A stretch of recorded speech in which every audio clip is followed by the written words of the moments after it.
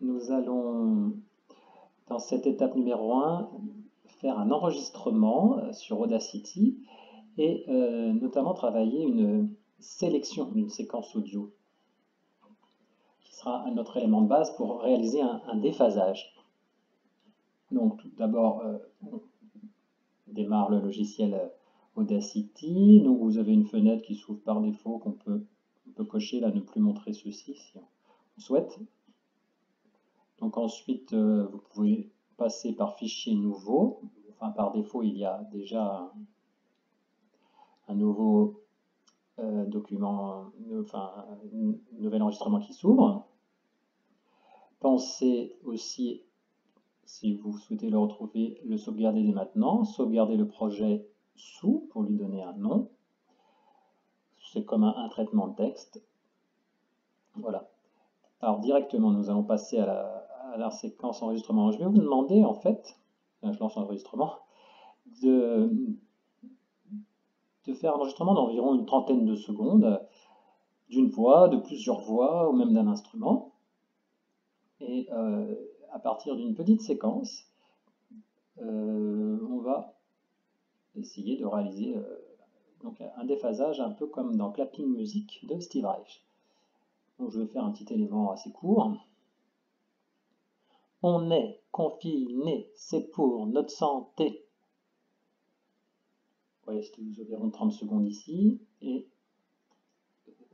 donc je viens d'arrêter l'enregistrement avec la barre d'espace ou le carré pour l'arrêt. Donc voilà, je réexplique. Pour enregistrer, on appuie sur le bouton rouge ou la touche de raccourci R, comme record. Voilà, alors une fois qu'on a fait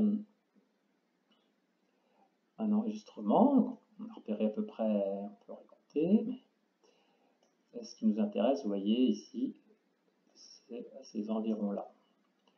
Donc, pour sélectionner ce passage, on va chercher l'outil de sélection.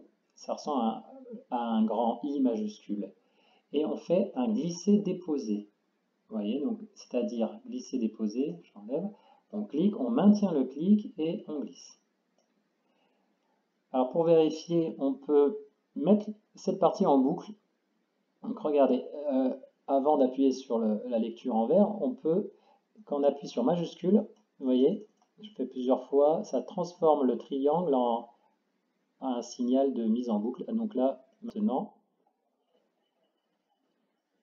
cette partie va être rejouée en boucle. Donc là, vous l'entendez pas beaucoup, mais que c'est lié à la capture d'écran, mais ça s'entend très bien. Donc, vous essayerez ça chez vous.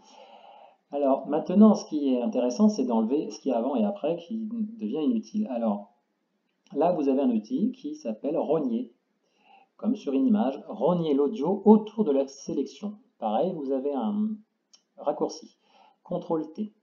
Donc au choix, soit CTRL T, soit voilà, c'est fait, donc ce bouton.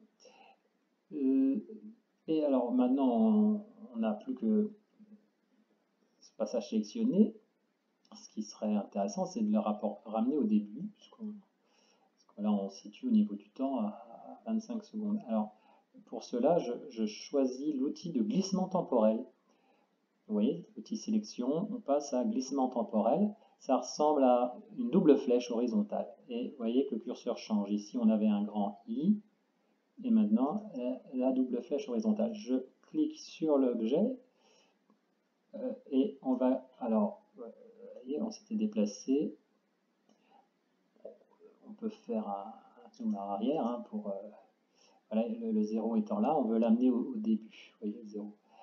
Donc je prends et vous allez voir qu'en glissant tout doucement sur la gauche, au bout d'un moment, tac, vous voyez un grand trait vertical jaune qui apparaît, c'est quand on est calé sur le départ. Donc vous voyez, les outils zoom ici sont assez pratiques pour avoir l'affichage que l'on souhaite.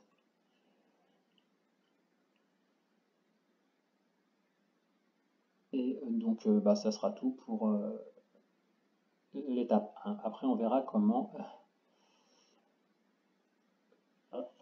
affiner la séquence.